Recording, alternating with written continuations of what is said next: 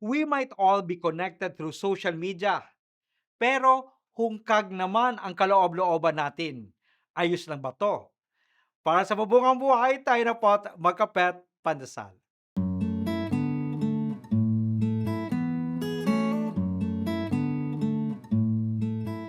We consume constantly feeds, shows, and trends, but often walk away feeling emptier than before.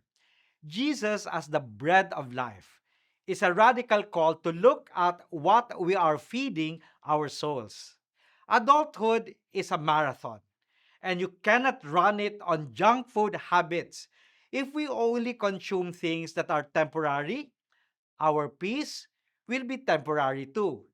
Jesus offers his very self as real food that sustain us for the long haul.